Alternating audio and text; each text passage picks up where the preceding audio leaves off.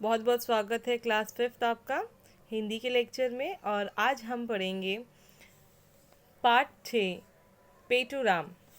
आप देख सकते हैं इस चित्र में इस व्यक्ति को। क्या आपको ये दुबला नज़र आ रहा है? नहीं, ये हमें थोड़ा सा मोटा नज़र आ रहा है ना। और साथ साथ इसकी तोंद भी नज़र आ रही है। तो जिसकी तोंद ज़्यादा बड़ी होती है उसको हम क्या बोलते हैं? पेटूराम। क्या बोलते हैं? पेटूराम। अभी सोच लीजिए, जिसका पेट इतना बड़ा है उसको भोजन कितना लगता होगा, है ना। तो यहाँ पर एक मेहमान आए हैं पेटूराम, और वो महिला के बीच में जिसने उसको दावत पर बुलाया है। अब उन दोनों के बीच में क्या बातचीत हो रही है, क्या कन्वर्सेशन है, वो हम देखेंगे। तो पार्ट नंबर 6 पेटूराम, पन्ना नंबर 10।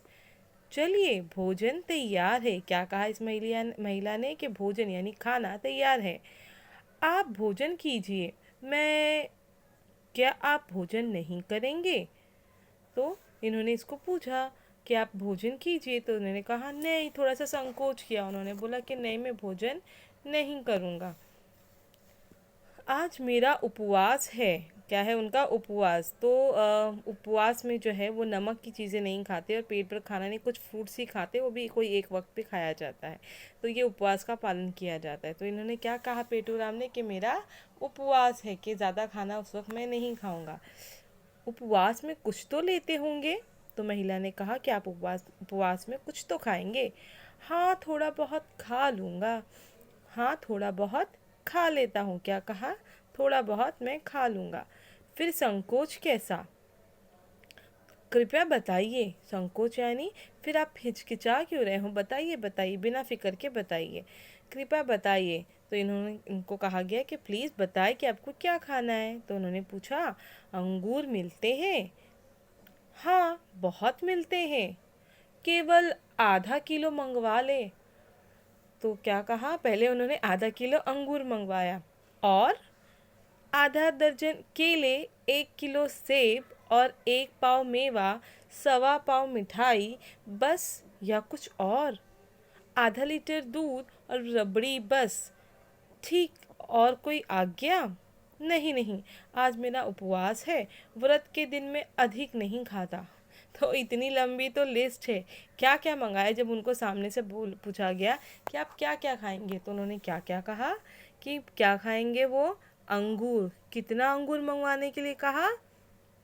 केवल आधा किलो। फिर इसके बाद उन्होंने क्या कहा? आधा दर्जन केला। फिर क्या उन्होंने कहा? 1 किलो सेब।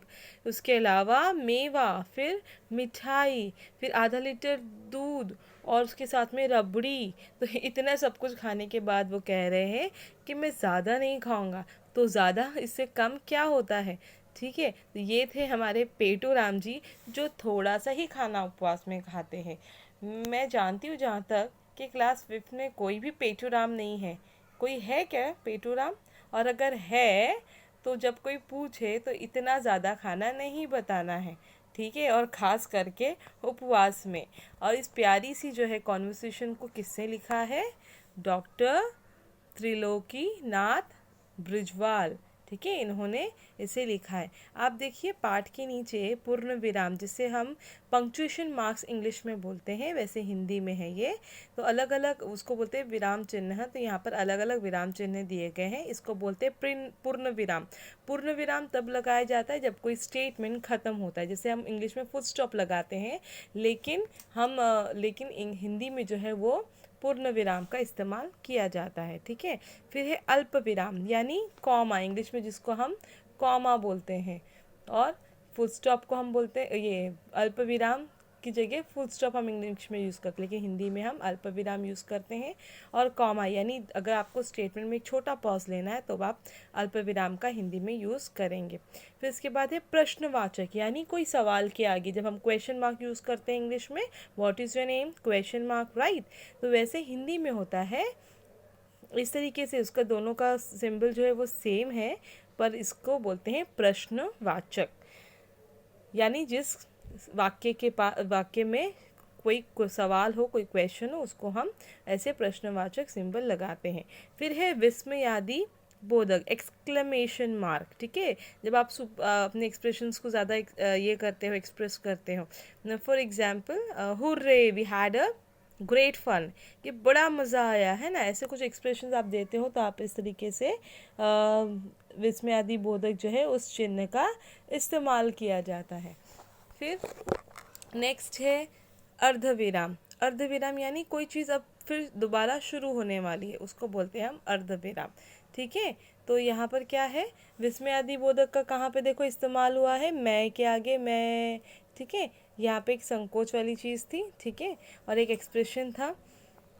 और दूसरा जो है हमने कौन सा देखा, अर्ध विराम। तो अर्ध विराम इस पूरे कॉन्वर्सेशन में कहाँ यूज़ हुआ है, देखो नहीं। जैसे हम एक छोटे यहाँ पे इन्होंने नहीं के बाद फिर स्टेटमेंट वापस स्टार्ट किया है, तो नहीं आज मेरा उपवास है। ठीक है, तो इस तरीके से ये पंक्चुएशन मार्क्स दिए गए हैं, जिसको आप हिंदी में बोलते हैं विराम चिन्ह। ठीक है, तो कैसा लगा आपको ये लेसन? इस लेसन को आपको रीड करना है, ठीक है, और आपको नोटबुक एक्टिविटी नेक्स्ट लेक्चर में आपको मिल जाएगी। बाय क्लास, और पेटोराम की इस कॉन्वर्सेशन को ज़रूर पढ़ें।